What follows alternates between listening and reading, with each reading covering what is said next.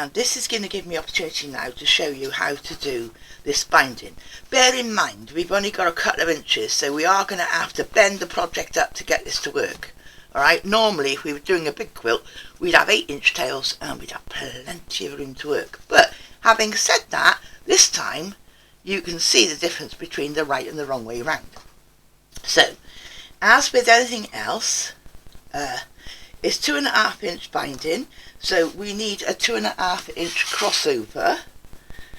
I'm just measuring that. Yeah, yeah, basically I just about got 2.5 inches there, so that's brilliant.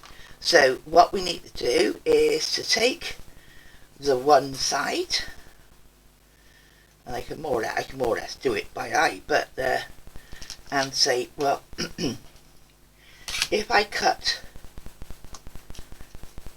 the one side right on that mark there, okay, so I'm going to cut a straight line there. This bit, don't lose it because we're going to use it for the potholder bit, okay. Then I need this to cross and be 2.5 inches overlapping, so we know that that's there. So putting our ruler back on, 2.5 inches, and I'll just get out my little felt tip pen and say, make sure I am correct in what I'm doing. 2.5 inches on my ruler, hard to see on the camera, is right there. Right, so I've made a pinky mark right there. Okay, so now I'm going to take that away from the project and I am going to cut that at 2.5 inches. Alright, see what I'm saying about we've got very little to work with. This one needs to come off. Oh, I am going to have to open this up. Now I know it's not enough to work with. I got my measurements now, so I'm not worried about it, but I am going to have to just come in here and stitch, unpick some of this. Otherwise there's no way we're going to get it to work. Yeah, to give me a little bit more. Right, so this one has to lie flat this way up, and this one, bending it over, has to lie on top, just like we did when we were joining the strips in the very first place. Alright, so I put a pin in there. Now the most awkward bit, because we need to more or less fold our project in half while we get this to sit down. So I am trying to make this sit down on the fabric in a square, and I'm just going to put a pin in there, but I need it to sit down all the way, yeah, to make that square. So I am scrunching up my work to get that to sit down in exactly the same way, so it is sat there, sat neatly underneath there. As I say, it's a bit of a fiddle, and we're going to get it to do it. There's a pin.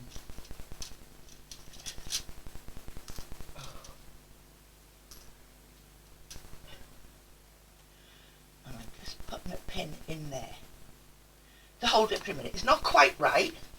Do you see?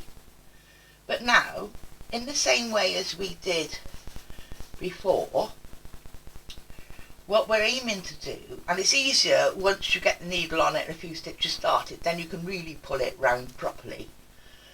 We are stitching again from this corner all across and over to this corner. Alright?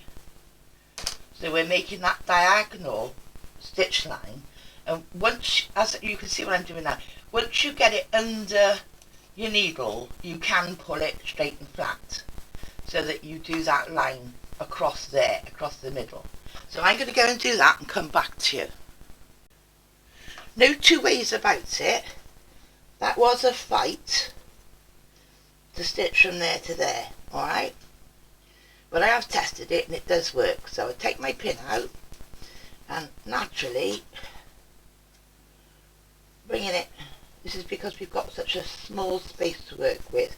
So bringing it out, I can see my stitch line, and I'm just going to cut off 1/4 inch away the bits I don't need. Now I can twist it. There's the join. Twist it, and it will lay down flat on the project. There's the join. That side, there's the join this side, okay? And now I can just, well, I suppose I should open up that seam, but I'm not going to. I put it back under the needle and just continue down that 1/4 inch stitching, ready to go with the next part. So now on mine, okay, we can fold that back, and as I said, there's a stitch join there and a stitch join there, but you can't see it. So it's ready to fold back, okay? And what I would say to you, if you've got, before we start that, have a look at your outer seams. If it looks like you've got a load of fabric jutting out, then now is the time to cut it off before we start to fold back. Alright, so we're ready to fold back this pot liner. Few clips now. So where am I? I like to start over here because people don't look over here, right? I am bringing that back now. When I bring that back, you can see I've got quite a good amount of stitching. I ought to put them on the other way up actually, because the flat side goes to the machine. Okay, so you can see, and I will go poke that corner through. I will go all the way along here, then I'll come back a few, and then I will wrap up the bottom and continue round. Alright, and from the front it's lovely, neat and tidy, and I'm going to go and show you the stitch that I use to do this under the needle, because I found a new stitch lately which I really like. Okay, so now let's see, on the machine, which I think it's coming out on camera, I am going to change my stitch to elongated, almost a blanket stitch, but not. Can you see? I think this is the right one, number 14 on mine. Can you see now? I've got that type of thing. I'm just gonna whip down. No, it wasn't. It was that one. That one. Yeah. Let me use M, which is another foot. That's not the one. Let me come down a minute. There he is, L. Okay, so now can you see it is just a slanted blanket stitch towards the right, but I'm going to make it bigger, and I'm going to take that, let's get back, if you don't mind. I'm going to make, first of all, that's the width, how wide it goes, to 3.8, and the 1.80 is how close they are together going up the other way. So I'm going to elongate that as well. So now can you see? And I'm going to say do that at 240. No, I'm going to say do it at 3. Okay? So can you see what I've done there? I've made it wider and I've made it looser. Yeah, you know, more elongated. I will start with that and see if that's the right setting. I've also put a black bobbin in, and I put black thread in the top, because now we are going to be sewing, I want black on the back. Also, I just point out to you, because we did all of this work on one piece of not iron brew, what's it called? Oh god, bloody hell. Anyway, the potholder stuff, yeah. When we then sew together the other piece of lining, other piece of heat resistant lining batting, and put the back on. Now all our work that we did on the front does not show through. That's nice and smooth, isn't it? Alright, so I just wanted to point that out. So from the right side round, okay, so we're starting, and I'll bring my needle in. It should start to the left because it's working to the right and back to the left. And as I always do, it's a bit like working stitch in a ditch. I will just put that foot down. Oh, it is down. Oh, I beg your pardon, it's been held up by the clip. So that foot is down now, and I am using a walking foot, and I'm gauging it. Oh, will you? Do as you're told. Right. I'm gauging it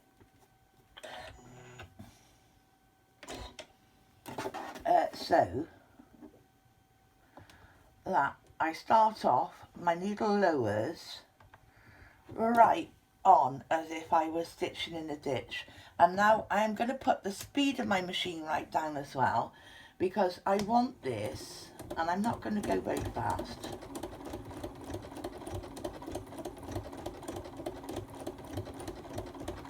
Because being black,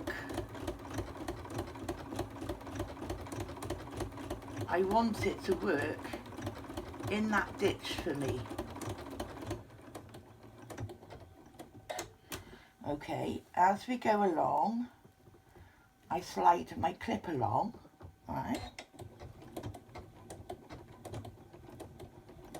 And as I say, I am going quite slowly, because although I'm going slowly, this still is much quicker than hand sewing, isn't it?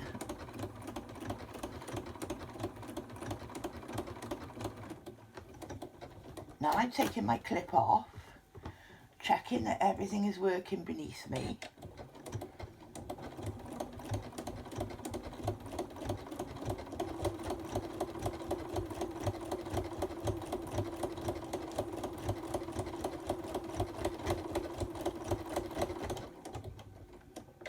Now I'm going to cut my thread and bring that out and have a look at it, alright? So let's have a look at it, yeah? You can barely see my stitching in the ditch. Well done, Jack. But on the back, obviously, you can see that it is held that down really nicely. So now we've got to this end, yeah? As I said to you, now we can fold under that end, and just to get me started, put a clip on. So now it's nicely held under this corner. I still got my mitre on the top. It's a nice shape. I can take that one off, and as I go down my work a bit, yeah, I'll put another clip on, because you know, I've got a couple of white threads there I want to hide.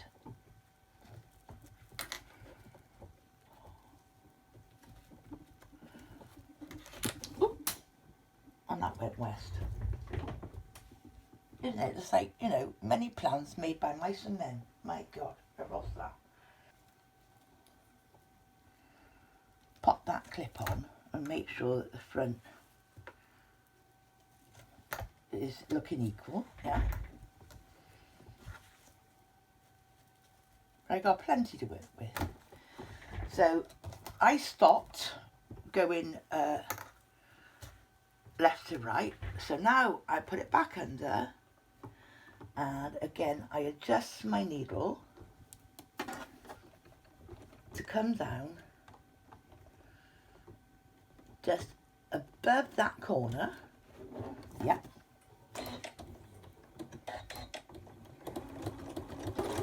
And I can get away from working in that corner, all right?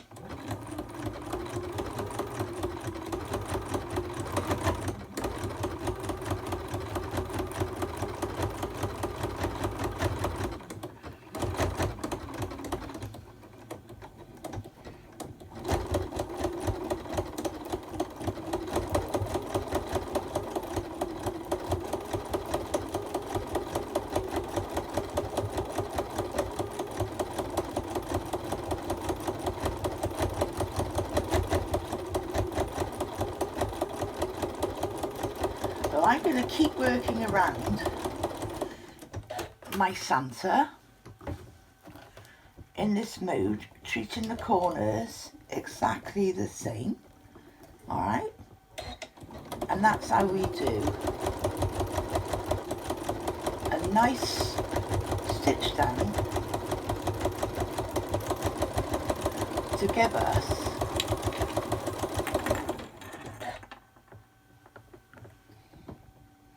heard something then, what was that?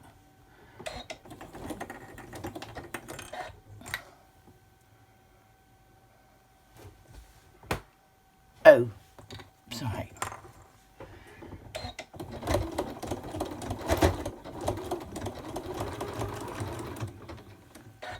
Off the end and stop. So let's have a little look at that. Cut that, thread that end. Okay. So we're still working really nicely. And we're getting a neat finish on the back. And alright, you've got a little bit of a lift on the back. But to be honest with you, who's worried about the back? I'm more worried about how the front looks. So now it's time for me to wrap. I'll just cut that errant thread. Now it's time for me to wrap the back, yeah, for this side. And continue working around the pot holder until I get to the bottom. So there he is now, and I've been all the way around. If I'm being absolutely precise with myself,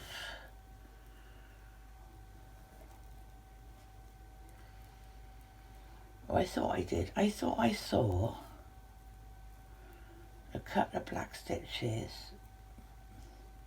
It may have done when it was out flat, but now the fur has come back up. I can't see it. So that's pretty good, and that's a very nicely finished off edge. So, you know, to have the edge on the back slightly sticking up, well, this is the working part of the mat, isn't it? This is the bit which you're going to grab hold of things with. I've deliberately done it in black, so it doesn't matter if that gets dirty. The front, is the decorative piece that we want to keep absolutely gorgeous. Sorry, I'm so sorry.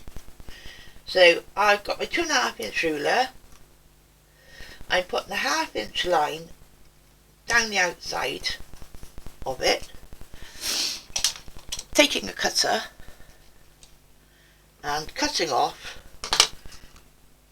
a 1/2 inch strip.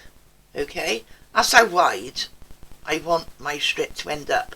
Well, it's like everything when we make like a shoe strap, it's got to be by 4, so that's 2 inches now. So there's a 1/2 and a 1/2 and a 1/2 and a 1/2. Yeah, right, okay, so I'm just going to finger press it in the middle. You might want to iron this, but I finger press it in the middle. Then, having got my inside line, bring it in to the middle, and holding it fairly tautly, finger press that. Who needs an iron? And exactly the same with the other side. Bring that into the middle. This is how you make any sort of like shoestring straps, isn't it? Yeah. So we're bringing that into the middle, and I am just finger pressing it down, and then we fold the whole thing in half. Yeah, whole thing in half, and I put a few clips on, and then naturally I am going to go to the sewing machine, and I'm going to do an 1/8 inch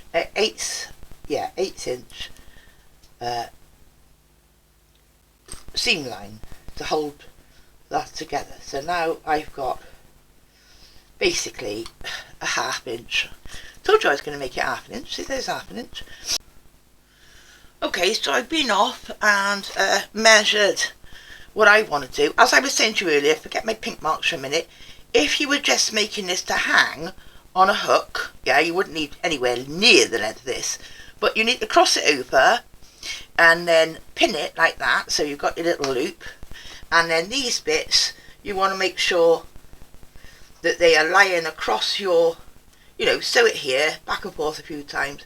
Make sure these bits are lying across your outside stitching, cut it down, and then zigzag the edge so it doesn't fray on both sides. So that's if you are hanging it on a hook, okay? But I'm not hanging mine on the hook, so I just went out and measured what would go round my, there's a pink mark I made. Where's the other one? Oh yeah, because I decided it had to go like that for me. Yeah, I'm not crossing it over. It really has to go like, well, more. I can't do it quite one on top of the other because I want to use a cam snap, okay? But now I've decided on the lengths of what I want, and I know this is a bit wasteful, but I can now come down about just over half an inch and say, well, that's as long as I want it, and I know that's going to work for me.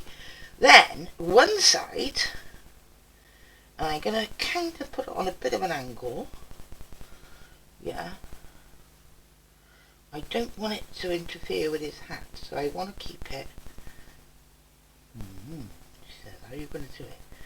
When I go to do it at the machine, I am going to just do it off to one side of that point, and sew up and down there, yeah? Then come back and zigzag a bit, and then I can cut off this end. So I'm going to go and do that. Having sewn that one on, okay, on my mark, on the back, yeah, I did a straight stitch, and I did a zigzag stitch, and yeah, I could cut that off in case it frays, yeah, because the zigzag was going to stop it from fraying any further. But at the end of the day, these are novelty items that you're only going to get out and use for, a couple of weeks or whatever, a year. So where's my pink mark? My pink mark is going to fit there, okay? So within, using the cam snap now, oh, I probably shouldn't do this on camera because you probably all know how to do these things. But I will do it in case there are people that have never done it before. Right. So, what's this cost me? About £4 something for all of that. And about £4 for that. I mean, it's really cheap. So, cam snaps. Okay, I want black, obviously. So, I want 2 caps, 2 with the spiky bits. That's the spiky bit. I want, hello. Always got to get a few out. I want, there's one, a male. So he's got a large bit sticking up. And then I want a female. There she is. So she's the receptacle. Okay, so from the front, again, I just recheck where I want it to sit. Right, because of the thickness of the fabric, it'd be lovely to do it up here on the inside, but it's not going to work for me. But we are putting a decoration on here, so I'm going to take the awl and I'm going to come down to a thinner part where we haven't got quite so much trouble getting through. Make a really good hole, okay? Take a take a cap,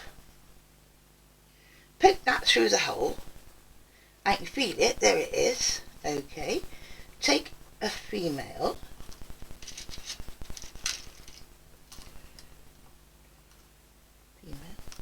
take a female, it's hard to see on this material. Make sure my female is sat right on top of that. Yeah, no, he's not. Oh, it's so hard to see on this material. Yeah, make sure my female is sat right on top of that thing. Open up my press, and now I need to make sure the cup is on the bottom. The cap is in the cup of the press. I'm on top of the rubber bit, and now with all my might squeeze it as tight as I can. Alright? Yeah, that's on there. Now I know I got a button there, but it's no worries because I'm going to do something else in a minute. So having got that looped around, yeah, I need to I'm going to take my awl and say, well, there's the centre of the cap. I got it. So I'm going to push that through my strap. Put the inside on it. Push that through my strap to make a really good wind. I can't remember which way around I'm doing it. So I want the cap on this side. Let's find the cap. Find my hole. There he is. Make sure my it comes right through the fabric. Find my male end. Put that on top of the cap.